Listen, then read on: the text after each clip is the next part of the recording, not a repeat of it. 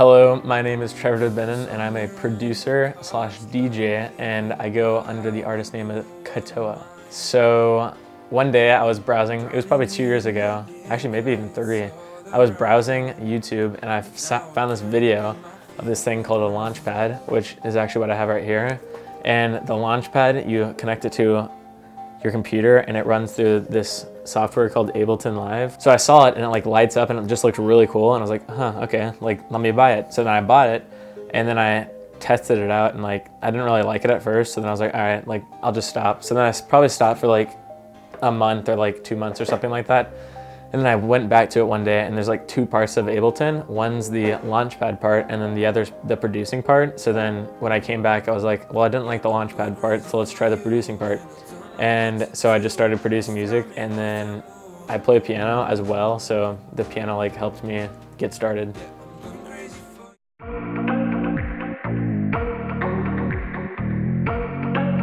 So there's 3 parts. The first one is you make it. So like, usually I get like inspired by a song, so I'll be like, okay, like I want to make something like that. So then I'll go into the computer, make some chords, and then start there. And then after you have like the whole entire song done, there's the second part, which is mixing.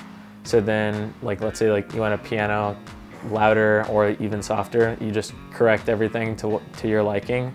And then the third part's mastering. So if you've ever wondered, which I'm sure you haven't, why like a song sounds the same on these speakers as it does on like little headphones or earphones that you put on to your ears, it's because the mastering phase. So yeah, those are the 3 steps.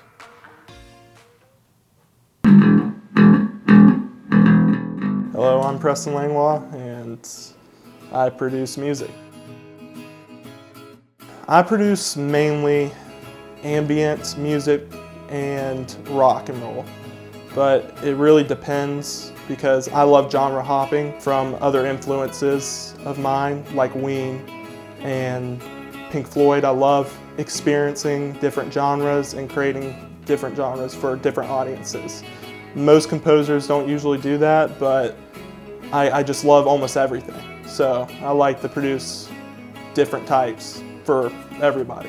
When I usually create music, it usually revolves around 4 chords, and then I build off from that. Usually may add some drums and bass, but it really all depends by the genre of music.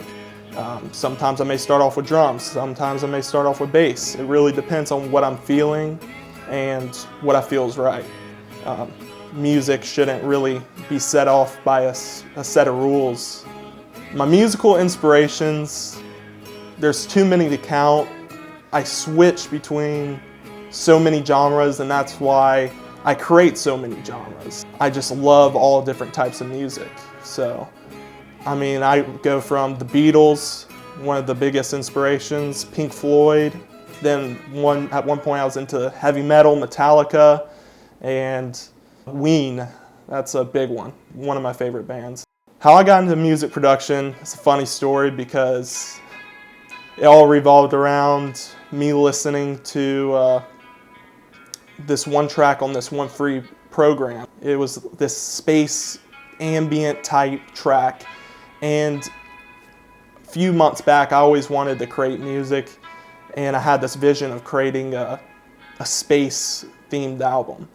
And it just started off, I felt like this was the perfect opportunity. And over, I think it was 2018 Christmas break, every single night, I just sat there all night creating music, and it revolved around what is called the Space Album.